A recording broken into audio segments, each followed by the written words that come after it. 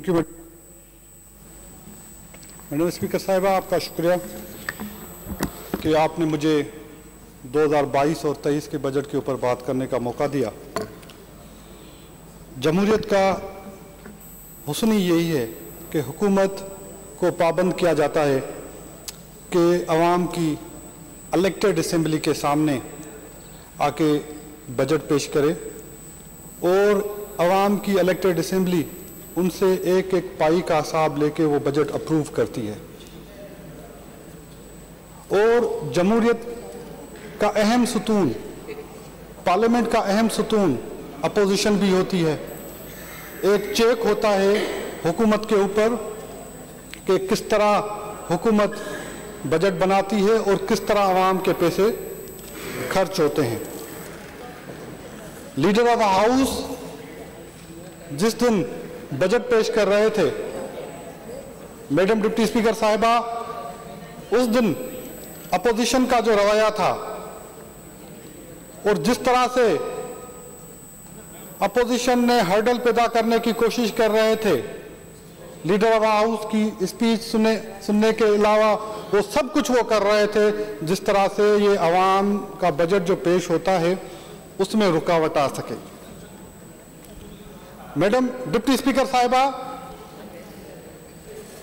सिंध के लोग हमें इलेक्ट करके इस असेंबली में भेजते हैं कि जाके हम एक मिसाल बने, लेकिन जिस तरह का माहौल यहाँ बनता है तो मेरा तकरीब सर शर्म से झुक जाता है। यहाँ पे हर इलेक्टेड, यहाँ पे हर हमारी जो बहनें बैठी हुई हैं, इस तरह का माहौल किसी असेंबली में नहीं होना चाहिए, स्पेशली सिंध असेंबली में, क्योंकि ये वो असेंबली है जिसने पाकिस्तान रेजोल्यूशन पास किया था।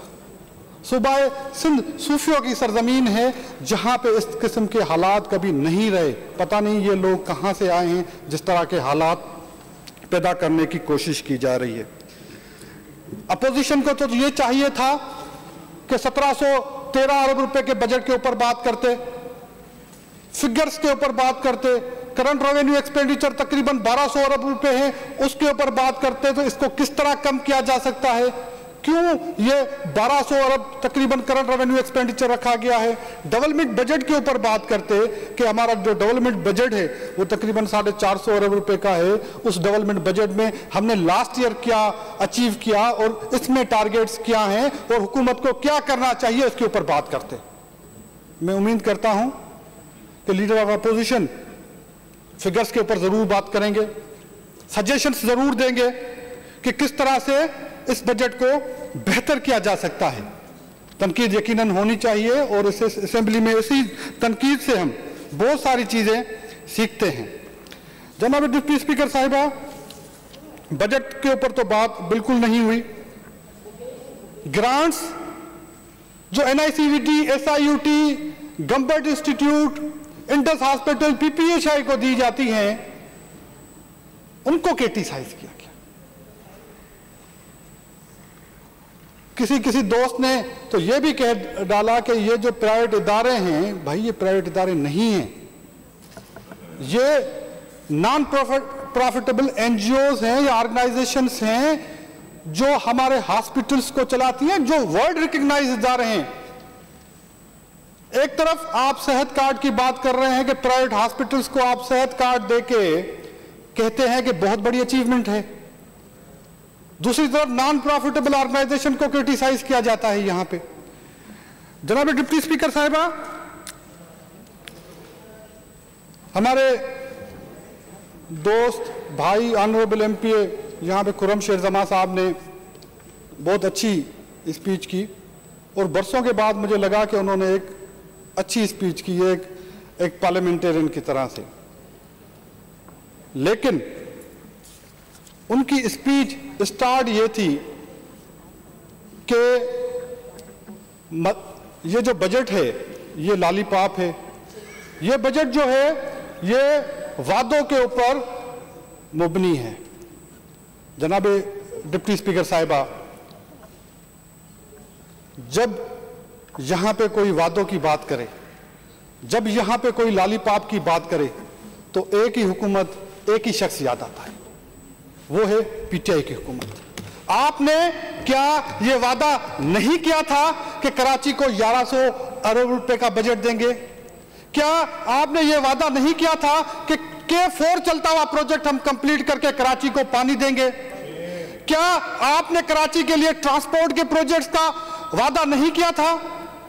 क्या आपने कराची के लिए फ्लाईओवर्स और यहां पे दूध की और शहद की नहरों की बात नहीं की थी?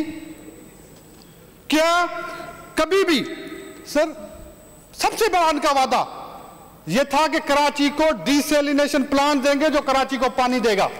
क्या वो वादा आपका तकमील तक पहुंचा? आपने तो लॉलीपॉप 1 अरब ट्रीज का लॉलीपॉप आपने दिया, या 50 लाख घरों का लॉलीपॉप लोगों को आपने दिया। समंदर से तेल निकल रहा है उसका लॉलीपॉप आप लोगों ने दिया। कौन सा लॉलीपॉप? और लॉलीपॉप भी वो थे नकली लॉलीपॉप थे, कोई असली लॉलीपॉप भी होता तो यहां के लोग कहते कुछ ना कुछ तो दिया, लेकिन लॉलीपॉप समंदर से तेल निकाल देगा। जनाब deputy speaker, Pakistan People's Party ने जो वादे किए थे, वो SIUT का हो, गंबर्ट इंस्टीट्यूट का वादा हो, वो इंडस हॉस्पिटल का हो, PPHI जैसे इंटर डिस्ट्रिक्ट रोड का वादा हो, कहीं भी कंपेयर करके देख लें। हमारे यहां पे एक दोस्त, हमारे भाई ऑनरेबल MPA शहजाद ने तो ये कह दिया कि 50 करोड़ पे हमने MNS को दिए हैं। क्या आपने ये वादा नहीं किया था कि हम किसी भी MNA को कोई पैसे नहीं देंगे? आपने असेंबली के फ्लोर पे एडमिट किया था कि हमने 50-50 करोड़ अपने MNAs को दिए थे कि जाके डेवलपमेंट करवाएं। जनाब डिप्टी स्पीकर साहिबा, एक हमारे दोस्त ने कहा कि एहसास प्रोग्राम को स्टैनफोर्ड यूनिवर्सिटी ने अप्रिशिएट किया है। जनाब आला, ये बेनजीर इनकम सपोर्ट प्रोग्राम है। बेनजीर इनकम सपोर्ट प्रोग्राम को आपसे पहले दुनिया ने रिकग्नाइज किया है। उसी प्रोग्राम को आप अगर कोई नाम देना चाहते हैं, ये बात लोग कबूल नहीं कर रहे हैं। जनाब डिप्टी स्पीकर साहिबा, एक लॉलीपॉप तो उन्होंने ये भी दिया था कि गवर्नर हाउस और वजीर आजम हाउस को यूनिवर्सिटियां बनाएंगे, कोई अमल हुआ? तो लॉलीपॉप और वादों की बातें आपके मुंह से अच्छी नहीं लगती। जनाब डिप्टी स्पीकर साहिबा, यहां पे एक हमारी ऑनरेबल बहन है MPA में, उनका नाम नहीं लूंगा, उन्होंने ये कहा कि सिंध के बच्चे गुलाम, वडेरों के गुलाम हैं। जनाब डिप्टी स्पीकर साहिबा, सिंध की तारीख किसी से ढकी छुपी नहीं है। सिंध के वो लोग जिन्होंने 1940 की रेजोल्यूशन से पहले MA जना रोड पे ईदगाह ग्राउंड किसी अभी नहीं रहा, देखा है या नहीं देखा? 1938 में कायदे आजम को लेके पहली रेजोल्यूशन ईदगाह ग्राउंड में पेश हुई थी। सरदार शाह साहब आए, मैं उनको जरूर ये रिक्वेस्ट करूंगा कि ये हमारे निसाब का पार्ट बनाएं कि किस तरह से 1938 में जब कोई मुस्लिम लीग नहीं थी यहां पे, मैं तारीख को दुरुस्त करता चलूं, कोई भी पार्लियामेंट्री मुस्लिम लीग नहीं थी। यह बुनियाद सिंध के लोगों ने मुस्लिम लीग के लिए डाला था, कायदे आजम को लेके आए, और वो पहली रेजोल्यूशन थी जिसमें पार्टीशन की बात हुई। 40 की रेजोल्यूशन बाद में पेश हुई है। यह पहली असेंबली थी, मुस्लिम लीग के पास मेजॉरिटी नहीं थी, लेकिन 1942 का रेजोल्यूशन इसी असेंबली ने पास किया। सिंध के वो लोग हैं, ये वो असेंबली है मैडम डिप्टी स्पीकर साहिबा जहां आप बैठी हुई हैं। 1945 में भी यहां पे डिप्टी स्पीकर औरत थी, मिस जेठी मलानी। मैडम डिप्टी स्पीकर साहिबा, सिंध के वो लोग हैं जिन्होंने इंपीरियल होटल दिल्ली में जाके कायदे आजम को कन्विंस किया कि आप दारुल हुकूमत कराची में बनाएं, क्योंकि सिर्फ सिंध में ही आपकी हुकूमत थी, पंजाब में तो यूनियनिस्ट पार्टी की हुकूमत थी, खैबर पख्तूनख्वा में आपकी हुकूमत नहीं थी मुस्लिम लीग की। कायदे आजम को कन्विंस किया गया कि आप रावलपिंडी को दारुल हुकूमत ना बनाएं, लाहौर को दारुल हुकूमत ना बनाएं, कलकत्ता का पता नहीं था कि इंडिया में जाएगा या पाकिस्तान में आएगा। सिंध के वो लोग हैं जिन्होंने पाकिस्तान बनने के बाद जब हमारे ऊपर 1 यूनिट मुसलत किया गया, 1 यूनिट के खिलाफ तहरीक चलाई और 1 यूनिट को खत्म करके दिखाया। सिंध के वो गयूर लोग हैं जिन्होंने जुल्फकार अली भुट्टो को पैदा किया, 73 का आइन आपको दिया।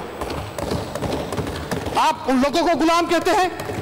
और जब मार्शल लॉ इम्पोज की गई तब सिंध के लोगों ने MRD की तहरीक भी चला के दिखाई। उस बेनजीर भुट्टो शहीद ने आपको बताया कि औरत किस तरह तहरीक चलाती है। आप उन लोगों को गुलाम के थे। मुशर्रफ के खिलाफ तहरीक चली। पाकिस्तान पीस पार्टी की हुकूमत ने किस तरह सूबाई हुकूक दिए, और जब एक तब्दीली की वेव चल रही थी, सो कॉल्ड, जब एक elite class, so called elite class एक तरफ जा रहा था, सिंध के लोगों ने यह बताया कि यह झूठी लहर है, यह तब्दीली आपकी झूठी है। पाकिस्तान एक तरफ था, सिंध के लोगों ने यह साबित करके दिखाया 2018 के इलेक्शन में सिंध के लोग सही थे। सिंध के लोगों ने सो कॉल्ड तब्दीली को अपोज किया, जो आज साबित हुआ। उस तब्दीली ने जो मुल्क का हशर किया। क्या ये कर्जे 3 महीने के अंदर बने? 45,000 अरब तक का आपने पाकिस्तान के कर्जों को पहुंचा दिया। पाकिस्तान की तारीख का कर्जा एक तरफ और आपका कर्जा एक तरफ था। क्या उस कर्जे में कोई एक मोटरवे, कोई एक डेवलपमेंट का काम आपने करवाया? नहीं जनाब स्पीकर। जनाब डिप्टी स्पीकर साहिबा, जब पानी के ऊपर बात होती है उस वक्त सिंध के लोगों के साथ ज्यादती याद आती है। हमारे चीफ मिनिस्टर साहब ने भी पानी की शॉर्टेजेस के ऊपर जो सिंध के साथ ज्यादती थी उसकी बात की। जनाब डिप्टी स्पीकर साहिबा, ये जो पानी की तारीख है, दरियाए सिंध की जब सिंध के लोग बात करते हैं तब उसके ऊपर सिंध का हर बच्चा बड़ा सेंसिटिव होता है।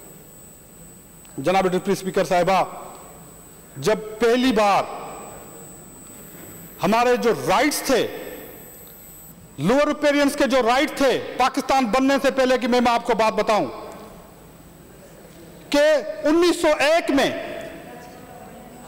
ईस्ट पंजाब के अंदर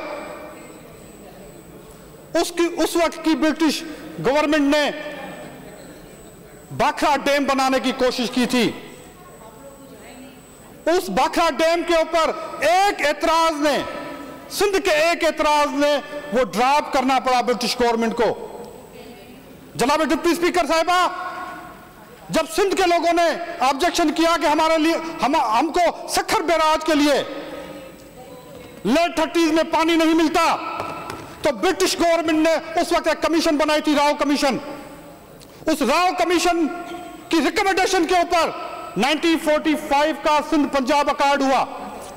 उस सिंध पंजाब अकॉर्ड में 48 MF पानी सिंध को दिया गया, 48 MF पानी पंजाब को दिया गया।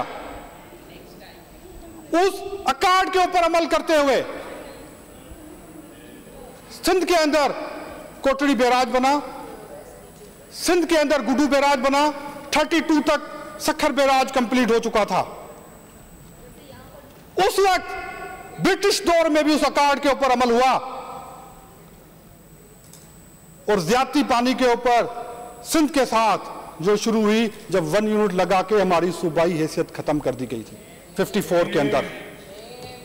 और उसके बाद दुनिया की तारीख का एक डार्क सब्जेक्ट शुरू हुआ, ज्यादती शुरू हुई, जिसमें इंडस बेसन ट्रीटी के ऊपर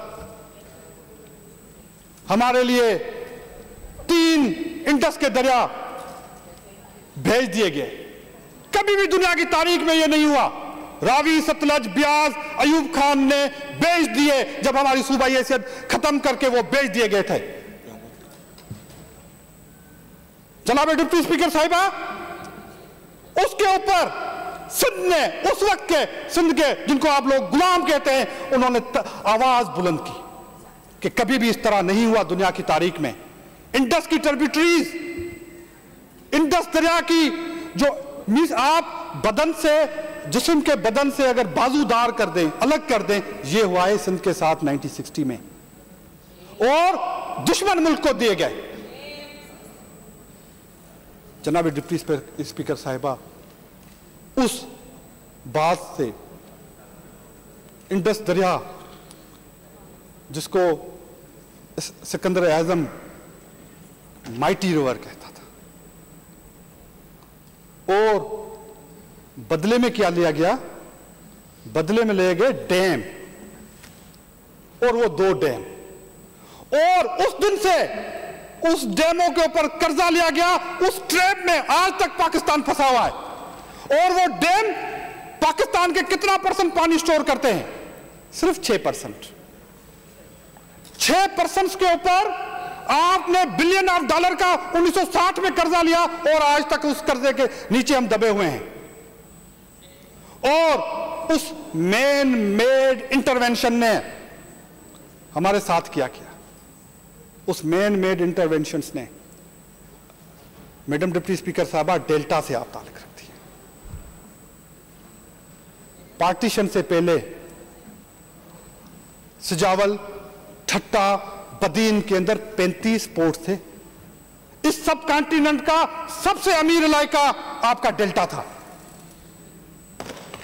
आज उस मैन मेड इंटरवेंशन ने आपके साथ क्या? आज वहां पे समंदर आपकी 23 लाख एकड़ जमीन खा चुका है। पाकिस्तान में गुर्बत की लकीर से नीचे अगर कोई डिस्ट्रिक्ट्स हैं तो ये हमारे साहिली डिस्ट्रिक्ट्स हैं। जनाब डिप्टी स्पीकर साहिबा, उसके बाद शहीद जुल्फकार अली भुट्टो और 1 यूनिट के खिलाफ तहरीक चलाने वालों को मैं सलाम पेश करता हूं, जिन्होंने सिंध को सूबाई हैसियत बहाल करवाई, और बहाल होने के बाद फिर एक पानी का इशू अराइज हुआ। 1971 में फजले अकबर कमीशन बनाई गई। सिंध का स्टैंड उस वक्त यह था कि जो अंग्रेज का 45 वाला कार्ड है उसके ऊपर आप इंप्लीमेंट कीजिए, करें। और डैम बनाने के बाद, वर्ल्ड बैंक से पैसे लेने के बाद क्या किया गया कि लिंक कैनाल बना दिए गए। दरिया भी हमारे बेचे गए, कर्ज भी लिया गया, और उन पैसों से सीजे और टीपी लिंक कैनाल बना के इंडस के अंदर 2 एक मनूसी नहरें लगा दी गई जो इंडस का पानी निकालती हैं, जिसके ऊपर सिंध सरापा एहतजाज होता है, जिसके ऊपर ये असेंबली हमेशा रेजोल्यूशंस पास करती है। उस पैसों से क्या किया गया? 1 रुपया भी सिंध के इरिगेशन के निजाम के ऊपर खर्च नहीं किया गया। जनाब डिप्टी स्पीकर साहिबा, फजल अकबर कमीशन की रिपोर्ट पढ़ने जैसी है, हमें पढ़नी चाहिए वो रिपोर्ट। किस तरह सिंध के उस वक्त लोगों ने अपना केस पेश किया। हम इस बात पे खड़े रहे कि 45 के कार्ड के ऊपर आप अमल करें। और शहीद जुल्फकार अली भुट्टो की हुकूमत जाने के बाद उसकी रिकमेंडेशन वही रही। फजल अकबर कमीशन कंक्लूजन नहीं कर पाया, मार्शाला का दौर आया, एक हलीम कमीशन बनाई दी गई 81 में। 1981 में एक जस्टिस हलीम कमीशन बनाई गई। उस वक्त भी अंधेरा दौर था, लेकिन सिंध के लोगों ने भरपूर एहतजाज किया और उस कमीशन के सामने केस रखा कि हमारा 45 का जो कार्ड है, जिसमें हमें 48 MF पानी दिया गया है, पंजाब को 48 MF पानी दिया गया है, उसके ऊपर आप अमल करवाएं। और वो भी फैसला नहीं कर सके। जनाब डिप्टी स्पीकर साहिबा, 1991 में पाकिस्तान पीपल्स पार्टी की हुकूमत नहीं थी। 1991 कार्ड के ऊपर सिंध के लोगों को शदीद एतराज था, लेकिन उस वक्त यह कार्ड साइन हुआ। मियां मोहम्मद नवाज शरीफ साहब प्राइम मिनिस्टर थे, जाम सादिक अली साहब यहां पे चीफ मिनिस्टर थे, गुलाम हैदर वाई पंजाब के चीफ मिनिस्टर थे, और शाह महमूद कुरैशी साहब भी थे। उन्होंने एक अकार्ड के ऊपर साइंस किए और उस अकार्ड में लिखा गया कि 117 MF पानी सूबों के दरमियान डिस्ट्रीब्यूट होगा। 117 में हमारा शेयर वही रखा गया जो 1945 के कार्ड में था। 40 साल गुजरने के बाद भी हमारा शेयर वो 48 MF रखा गया और हमारे बड़े भाई का शेयर 56 MF कर दिया गया। हमने कहा चलो, लेकिन 1991 के अकॉर्ड के ऊपर 1991 से लेके 2000 तक अमल होता रहा। उसके बाद फिर एक दौर शुरू होता है। उस दौर में एक डिक्टेटर ने क्या करा, हमारी सिंध को एक तरफ रख के 1991 के अकॉर्ड के ऊपर, उस एग्रीमेंट के ऊपर इरसा एक्ट बनाया गया। वो इरसा एक्ट अपर हाउस और लोअर हाउस से अप्रूव हुआ। उसमें इरसा का सिर्फ एक काम था कि इस अकॉर्ड के ऊपर अमल करवाना। इरसा एक्ट में यह भी लिखा था कि अगर ये 117 MF पानी अवेलेबल नहीं होगा तो शॉर्टेजेस सूबे बराबरी की बुनियाद पर शेयर करेंगे। लेकिन जनाब डिप्टी स्पीकर 2013 में एक्ट को, एग्रीमेंट को, पार्लियामेंट को, अपर हाउस लोअर हाउस को साइड पे रख के एक 3rd टियर फार्मूला दिया गया। उस वक्त भी सिंध के लोगों ने शदीद एहतजाज किया, हमारे पानी के ऊपर आप डाका डाल रहे हैं। पाकिस्तान पीपुल्स पार्टी ने शदीद एहतजाज किया कि आप ये सिंध के साथ ज्यादती कर रहे हैं। आज तक वो ज्यादती जारी है। 2018 में जब हम वो केस CCI में CM साहब बैठे में लेके गए थे, उसके ऊपर मार्च 2018 जहां तक मुझे याद पड़ता है, वो केस CCI में गया। CCI ने एक कमेटी बना दी, अनवर मंसूर खान अटॉर्नी जनरल थे उस कमेटी के अंदर। जनाब डिप्टी स्पीकर साहिबा, उस कमेटी की रिकमेंडेशन आ गई, PTI की गवर्नमेंट आ चुकी थी, रिकमेंडेशंस क्लियर थी कि 1991 के अकॉर्ड के ऊपर अमल नहीं हो रहा। सिंध का केस लीगली साउंड है, लेकिन PTI की हुकूमत ने वो रिकमेंडेशन उठा के फेंक दी, CCI में उसके ऊपर अमल नहीं हुआ। सिंध के लोग आपसे पूछेंगे, कल वाला इलेक्शन इस बात की सबूत है कि सिंध के लोगों ने आपको रिजेक्ट कर दिया। जनाब डिप्टी स्पीकर साहिबा, उसके बाद इन्होंने एक नई कमीशन, नई कमेटी बना दी। इस हाउस के अंदर चंद महीने पहले एक रेजोल्यूशन हम लेके आए। एक बहुत बड़ा तारीख काम इन लोगों ने किया। मैं GDA का शुक्रगुजार हूं, वो हमारे साथ खड़े रहे। MQM वालों का शुक्रगुजार हूं, वो हमारे साथ खड़े रहे थे। थल कैनाल पहली दफा एक से इन्होंने पास करवाया, PTI की गवर्नमेंट ने। इस हाउस ने रेजोल्यूशन पास की थी, उस रेजोल्यूशन में ये नहीं बैठे। जलालपुर कैनाल आपके दौर में बना, आज आधा कंप्लीट हो चुका है। सिंध ने उसके ऊपर शदीद एहतजाज किया। किस तरह थल कैनाल 20 लाख एकड़ जमीन आबाद करेगा, किस तरह आपने उसको एकनिक से अप्रूव किया।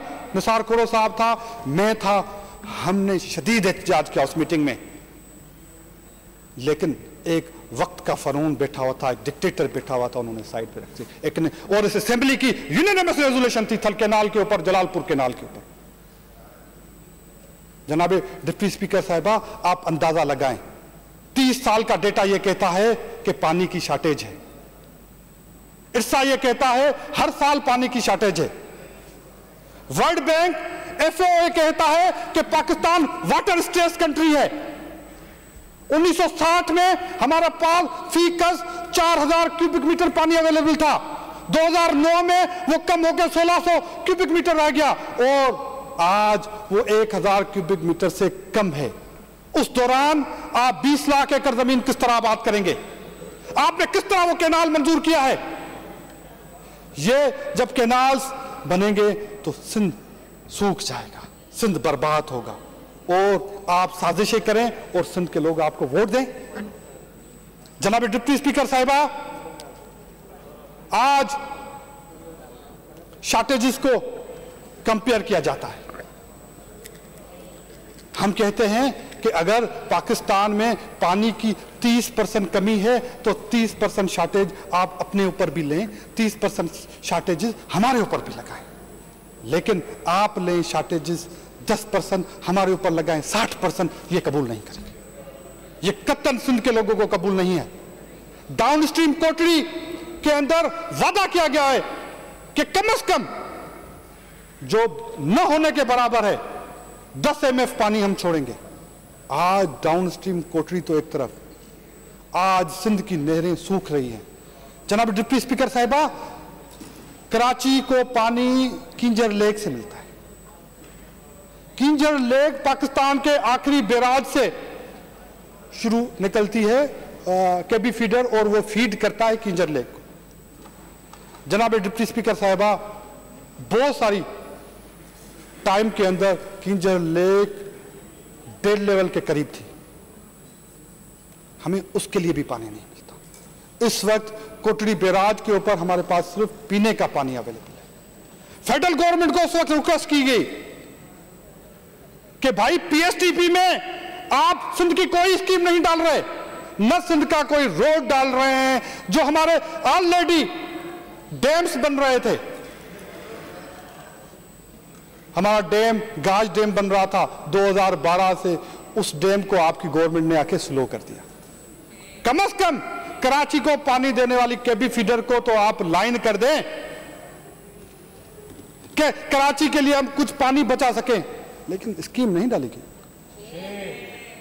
जनाब डिप्टी स्पीकर साहब ये कहते हैं कि कराची, जनाब डिप्टी स्पीकर साहिबा, सिंध ने अपने महदूद बजट से 2300 किलोमीटर लाइनिंग की है सिंध के अंदर, 2300 किलोमीटर लाइनिंग। सिंध ने अपने मखसूस बजट से तकरीबन 95 स्मॉल डैम्स, नंगर पार्कर, कोस्तान, जहां पे हमारा इरिगेशन का सिस्टम नहीं है, बनाए स्मॉल डैम्स। जनाब डिप्टी स्पीकर साहबा, कोई सूबा बता तो दे। जनाब डिप्टी स्पीकर साहिबा, आज भी हमारे पास 18 छोटे डैम्स के प्रोजेक्ट ऑन गोइंग है।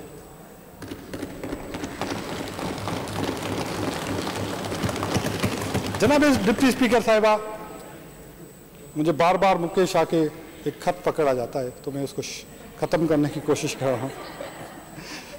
टाइम हो रहा है आपका। टाइम स्पीच का खत्म होने वाला है। मेरा टाइम अभी है मैडम जी।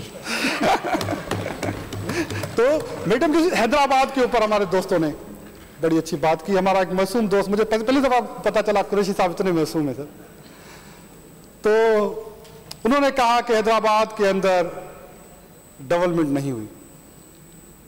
जनाब डिप्टी स्पीकर साहिबा, हैदराबाद में पानी के प्रोजेक्ट्स के ऊपर हमारा जो फिल्टर प्लांट था 30 MGD को पाकिस्तान पीपल्स पार्टी की हुकूमत ने उसको एनहांस करके उसको 60 MGD का किया, पाकिस्तान पीपल्स पार्टी की हुकूमत ने। जनाब डिप्टी स्पीकर साहब, अयूब के दौर का फिल्टर प्लांट बंद पड़ा था, रेस्टोर पाकिस्तान पीपल्स पार्टी की हुकूमत ने किया।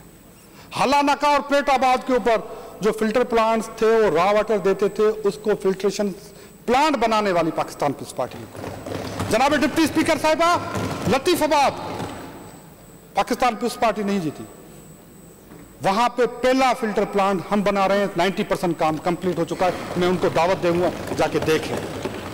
जनाब डिप्टी स्पीकर साहिबा, हैदराबाद के इंटरनल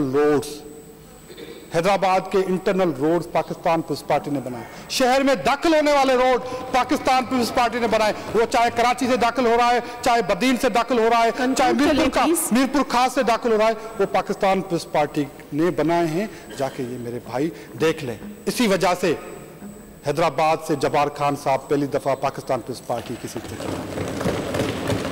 और इंशाल्लाह ताला पाकिस्तान पीपल्स पार्टी कामयाब होगी। मुझे बहुत ज़्यादा बातें करनी थी, मैं शुक्रगुजार हूँ जिस हालात में सीएम साहब ने ये बजट पेश किया है, जिस तरह की वो गवर्नमेंट जो कर्ज़ों का बोझ छोड़ के इस गवर्नमेंट पे गई है, और मैं मुबारकबाद पेश करता हूँ, और मैं उम्मीद करता हूँ कि लीडर ऑफ अपोजिशन भी फिगर्स के ऊपर बात करेंगे और हमें सजेशन देंगे। Thank you very much. Thank you.